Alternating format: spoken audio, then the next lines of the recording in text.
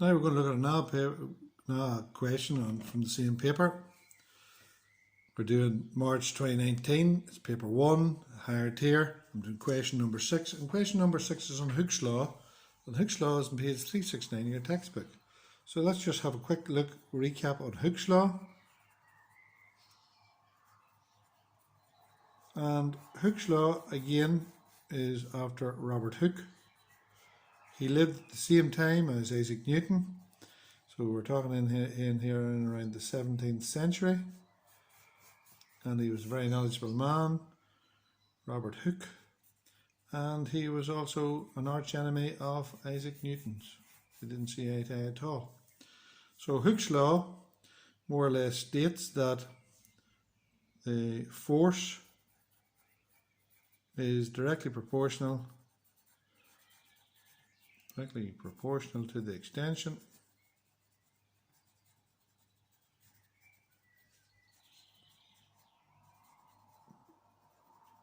provided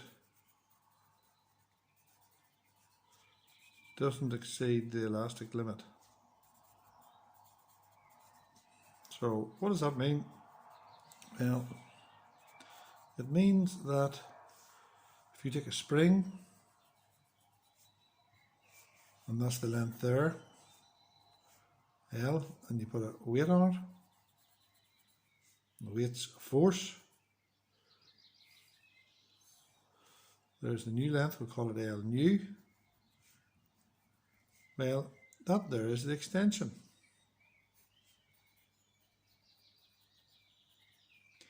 And the extension is the new length. Take away the old length is equal to the extension. And what Robert Hooke found was that the force is proportional to the extension. So if you draw a graph of force measured in newtons, look at the way I'm labeling the axis, against extension measured in meters, it is directly proportional, so it goes through the origin. There's your origin, so therefore it's directly proportional. So in other words, as E gets bigger, F gets bigger. As F gets bigger, E gets bigger. Double F, double E, treble F, treble E, until it comes to this place called the elastic limit. There's it there. And then it is plastically deformed. It doesn't go back to its original shape.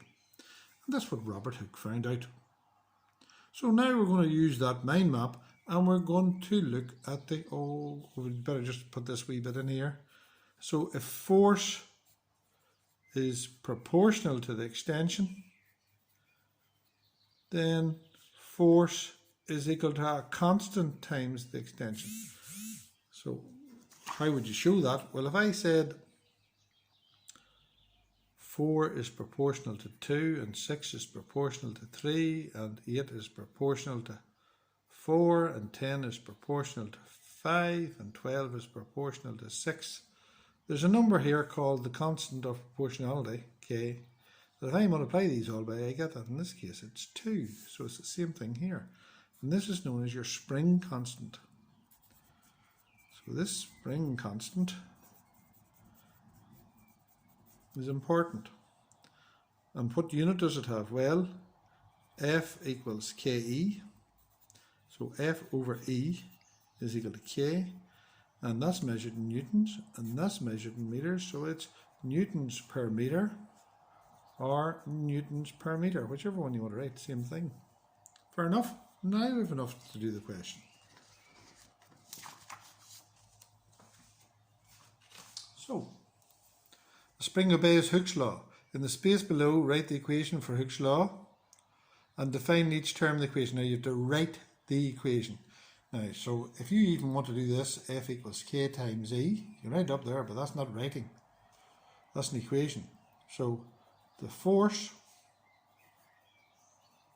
is directly proportional to the extension,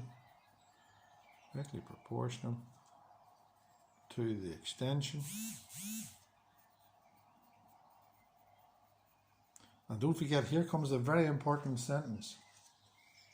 Provided the proportional limit is not exceeded.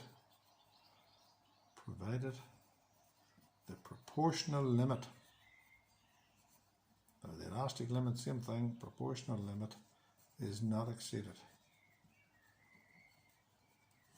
So that's it written.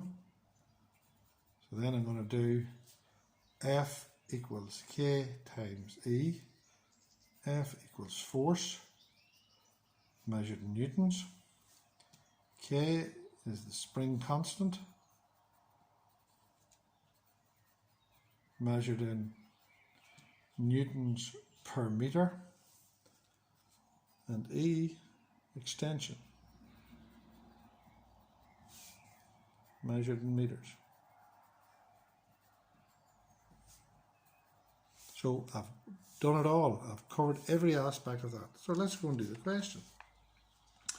A bungee jumper jumps from a platform. The spring-like rope attached to the jumper obeys Hooke's law. The weight of the bungee jumper is 600 newtons. Now again, that's a force, newtons. See that? And the unstretched length of the rope is 27 meters. When the rope is fully stretched at the bottom of the jump, it is 32 meters. Now be careful. It's the extension is where the trick is.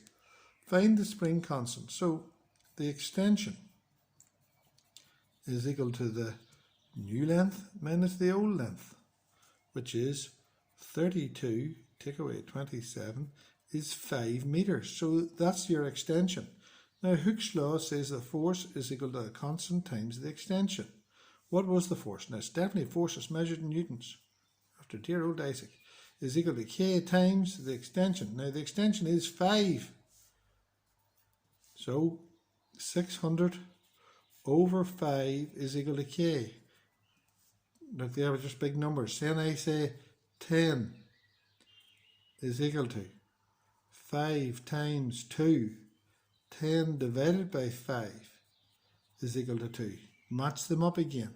Slow down and learn. Take your calculator. Make sure you do it. It's going to be a fairly big number. 600 divided by 5 is 120. 120. So it's 120. Now, 4 marks. There's no unit there. Newtons per meter. So, there you are. Again, look at the tricks. Had to find the extension. Had to use the equation. Found an answer. And then we had to put in a unit to get all the 4 marks. 1, 2, 3, 4. See you in the next question.